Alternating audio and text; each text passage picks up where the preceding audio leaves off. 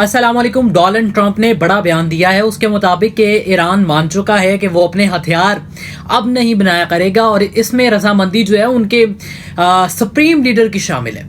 उसके मुताबिक कि बहुत जल्द मुआहदा हो जाएगा। ये तमाम जो पेट्रोलियम मसनूआत की कीमतें बढ़ रही हैं ये भी कम हो जाएंगी और उसके साथ साथ दुनिया में अमन आ जाएगा। और उसके मुताबिक ये मुमकिन कोशिश भी डोनाल्ड ट्रंप कर रहा है कि वो जल्द से जल्द जाके आयतुल्लाह ख़ामनेई जो कि शहीद हो गए उनके बेटे मुश्तबा ख़ामनेई जो कि अब करंटली वहाँ पे सुप्रीम लीडर है उनसे जाके मुलाकात करे और फिर मामला को तय किया जाए। और उसके बाद ईरान जो है वो बिल्कुल दस्तबरदार हो जाएगा कि वो हथियार नहीं बनाएगा, जबकि ईरान का इस पर कोई मुत्तफिका कोई फैसला या कोई जवाब जो है वो अभी तक नहीं सामने आया। जबकि डोनाल्ड ट्रंप यही चाह रहा था और हमने शुरू से यही देखा कि जितनी भी ये जंग हुई है, जितना भी नुकसान हुआ है, चाहे ईरान को हुआ है, चाहे उसके साथ साथ अमेरिका को हुआ है, दीगर जो इस्लामिक ममालिक है उनको हुआ है, तो मसला तो सिर्फ एक ही था डोनाल्ड ट्रंप को पहले भी और अब भी, जो कि अब वो मुत्तफिक करवा चुका है। जो कि डोनाल्ड ट्रंप कहता था कि ये जौहरी हथियार ना बनाएं और उसके साथ साथ अपनाए हरमस हम अपने कब्जे में ले लें और अपनाए हरमस हमारे अकॉर्डिंग चले।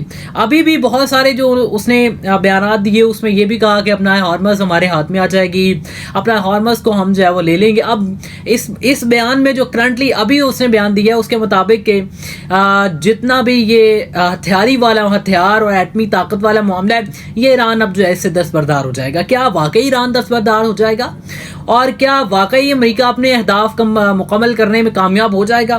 क्योंकि यही तो सोच थी। और उसके साथ साथ अपना हार्मस एक ऐसी जगह है जहां से दुनिया की 33 से 40% जो जितनी भी खाम तेल की तजारत होती है वो यहाँ से होती है। अब ये सबसे अहम पॉइंट है और ईरान ऐसी जगह पे मौजूद है, मैंने ऑलरेडी मतलब कि सब जानते हैं कि ईरान किस जगह पे मौजूद है। ये कोई बातें नहीं है। बात नहीं ये है कि क्या वाकई ईरान इस चीज़ पे मुत्तफिक होगा और क्या ये तो फिर ईरान की जो है वो सफारतकारी में ईरान का जो है इंटरनेशनली ईरान का बयानिया जो है वो तो उसमें कामयाब नहीं हो पाएगा। क्योंकि ईरान तो यही कहता था कि हम ना एटमी हथियारों से पीछे हटेंगे और ना ही अपना हार्मस से पीछे हटेंगे और हम तजारत भी करेंगे और एटमी हथियार भी बनाएंगे, जो कि उन्होंने बहुत पुराने बना भी रखे थे। तो अब एक सवाल तो ये खड़ा होता है क्या इस पर ईरान मानता है, और दूसरा सवाल ये खड़ा होता है कि अगर ईरान मान भी जाता है, ठीक है, अगर बिलफर्ज ईरान मान जाता है तो इस बात की क्या गारंटी होगी कि उसके बाद डोनाल्ड ट्रंप दोबारा से जाके हमला नहीं करेगा, दोबारा से मामला जो है वो खराब नहीं होंगे।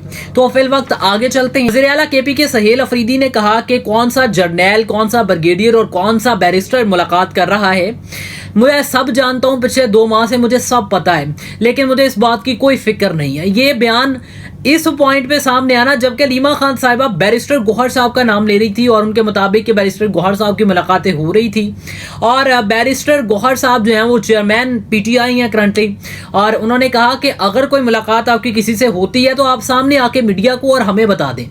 और ये भी चहम गोइयाँ चल रही थी कि मोहसिन नकवी साहब से उनकी मुलाकात हुई और उन्होंने ये यकीन दहानी करवाई कि हम आपकी इमरान खान साहब से भी मुलाकात करवा देते हैं और उनकी अहलिया बुशरा बीबी से भी मुलाकात करवा देते हैं, कल ही करवा देंगे।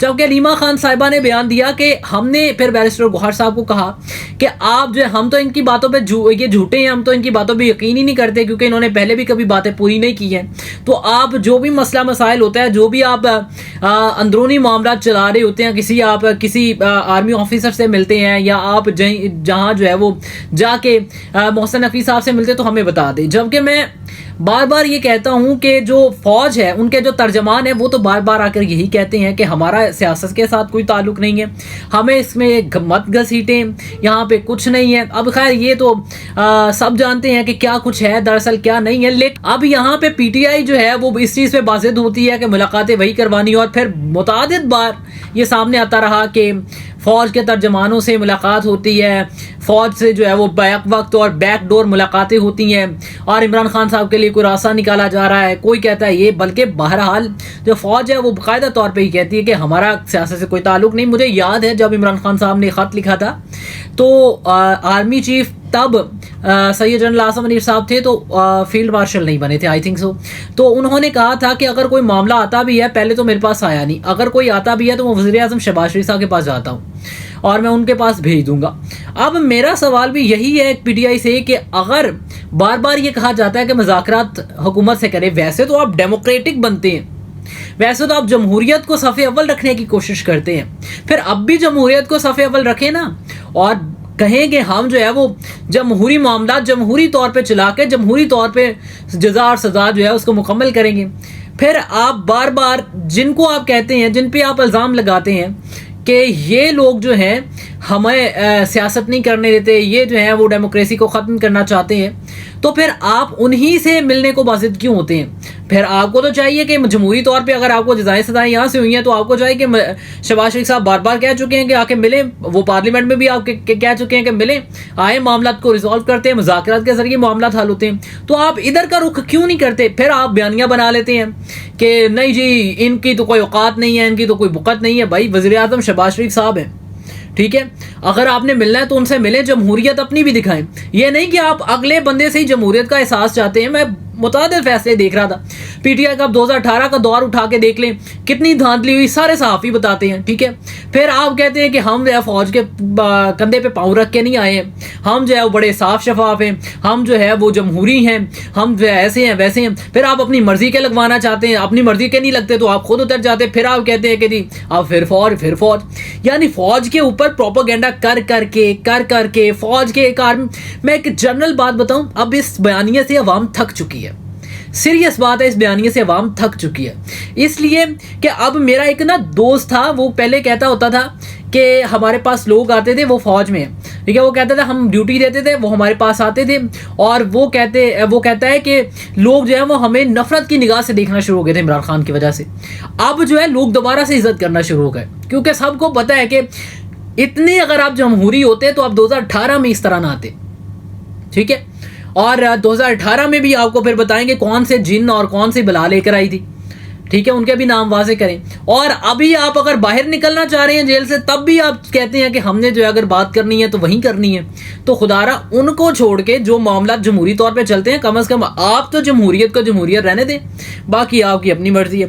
खैर अब आ जाएं, पहले तो दुकानें और शॉपिंग मॉल्स वगैरह जो है वो कहा गया था कि 8 बजे बंद हो जाएंगे, लेकिन अब शहबाज शरीफ साहब ने इसमें तौसीह कर दी है और उनके मुताबिक अब जो है वो ये 8 बजे वाला टाइम जो था जिसमें दुकानें और शॉपिंग मॉल्स वगैरह थी, उनको 9 बजे तक तौसीह दी गई है कि वो 9 बजे तक चला सकते हैं। उसके बाद जो रेस्टोरेंट्स है, कैफ़े और खाने पीने के मामलात हैं, उनको 10 बजे था, उनको 11 बजे कर दिया गया है। जबकि शादी हाल, कमर्शियल इवेंट्स, तकरीबात के मुकामात जो हैं उनको 10 बजे ही रखा गया, उनके लिए कोई तौसीह नहीं है, शादी हाल 10 बजे ही बंद होंगे। उसके साथ साथ मेडिकल स्टोर्स हैं, हस्पताल हैं, पेट्रोल पंप्स हैं, IT कंपनीज हैं, तंदूर हैं और जिम्स हैं, इनको मुस्तस्ना करार दे दिया गया है कि इनके लिए कोई टाइमिंग नहीं है, ये जब भी चाहे चला सकते हैं। लेकिन मैं यहाँ पे फिर एक छोटा सा सवाल पूछता हूँ कि माना कि वो डोनाल्ड ट्रंप भी कह रहे हैं पेट्रोलियम मसनूआत की कीमतें बहुत बढ़ गई हैं, जो कि हमारी आवाम बार बार कह रही थी और आप नहीं मान रहे थे, तो अब पेट्रोलियम मसनूआत की कीमतें कुछ कम हुई हैं, तो ऐसा क्यों है कि ताजरों पे जो है वो लगाया जा रहा है ये सब कुछ? आप क्यों नहीं हाल इसको खोल देते? या आप जो है मैंने पिछले व्लॉग में यही कहा था कि या तो तौसीह कर दी जाए या इसको मुकम्मल खोल दिया जाए, लेकिन शहबाज शरीफ साहब ने चले खुद ना कुछ तो किया है कि अब सूबाई हुकूमतें जो है उनको पैगाम दे दिए गए हैं कि आप जो है इसके अकॉर्डिंग चलेंगे। ये नहीं है कि 8 बजे चलें, 1-1 घंटा बढ़ाया है, कुछ ना कुछ तो चांदी हो ही जाएगी लोगों की, और कुछ ना कुछ तो जो है वो गर्मी के मारे लोग जो है रात को जाके जो शॉपिंग मॉल्स पे जाते हैं, इधर उधर जाते हैं, चले उनका तो कुछ ना कुछ हो जाएगा।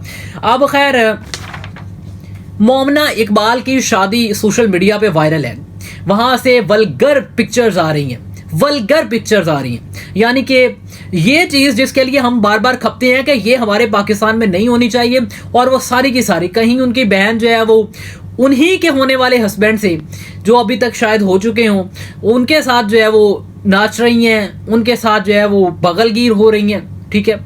जबकि दूसरी जानिब वो हमजा इकबाल साहब जो कि मोमना इकबाल के हस्बैंड हैं, वो जो है वो इस तरह से कर रहे हैं जैसे वो इतने के तरसे हुए हैं कि वो यहीं पे सारा कुछ कर देंगे।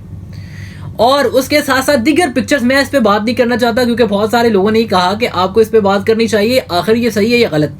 मेरा दो टोक और मानना ये है कि बेशक दोनों माजी में उनके मामला किसी के साथ भी चले वो सही थे या गलत थे, किसके ऊपर परेशानियां टेंशनें ज़्यादा आ रही हैं, किसके लिए नहीं आ रही हैं, किसको कोई बुलाया जा रहा है। अब मैं खास खैर इसमें साकिब खान चद्दर साहब का भी ऐड कर दूं कि साकिब खान चद्दर साहब के हवाले से भी दरख्वास्त ऐसी गई है कि उनको नाअहल किया जाए, जबकि मामला चला गया असम्बली में। अब देखते हैं कि असम्बली में क्या होता है। लेकिन बहरहाल यहाँ पे मेरा सिर्फ टॉपिक मोमना इकबाल है। मोमना इकबाल साहिबा, आप वैसे कहती हैं कि ये जो है वो मुझे तंग करते हैं, ये जो है इन्होंने मुझे ऐसे कर दिया। दूसरी जानिब आप गाली के निशानात जो हैं वो अपनी उंगलियों से बना के उससे क्या पैगाम देना चाहती हैं, किसको पैगाम देना चाहती हैं? हालिया आपकी लड़ाई जिससे हुई है कोई बच्चा नहीं है, सामने बैठी आवाम जो है वो बच्ची नहीं है, उनको सब पता है कि आप किसको क्या कहना चाह रही हैं। जब फिर आप खुद मामले को उछाल रहे हैं, फिर आप कहते हैं कि हमारे ऊपर मामला आ जाता है, हम जो है वो औरत कार्ड खेलते हुए इसमें बचना चाहती हैं। तो ऐसा तो ना करें। एक जाने वल्गैरिटी फैलाई हुई है आपने पूरी सोशल मीडिया पर, जहाँ उठा के देख ले, पिक्चर्स देख ले। हमेशा इस चीज़ के खिलाफ रहूँगा कि ये वल्गैरिटी जो पाकिस्तान में फैलाई जा रही है ये हमारे इस्लाम और सकाफत के अकॉर्डिंग नहीं है और इसको नहीं चलना चाहिए। और दूसरी जानिब ये जिस तरह के आप गैर रवायती और गलीज किस्म के इशारे कर करके तस्वीर बनवा रही हैं और अपनी फैमिली और वो आपके हस्बैंड जो है वो जो तरसे हुए हैं उनसे करवा रही हैं, तो ये बिल्कुल गलत है। हमारे माशरे को इस तरह के पैगामात ना दें जिसपे हमारी नस्ल जो है चलते हुए खुद भी गुमराह हो जाए। ठीक है, ये गुमराही का रास्ता है, काइंडली हमारी जनरेशन को ना लगाए। अगर आपने करना भी है कुछ तो आप ऑफ कैमरा कर लेंगे सारा कुछ। आप हम सबको पता है कि यहाँ इंडस्ट्री में क्या क्या होता है, सब जानते हैं, कोई दूध का धुला हुआ नहीं है। तो अपने मामला अपने तक रखें, हमारी आवाम को क्यों खराब किया जा रहा है।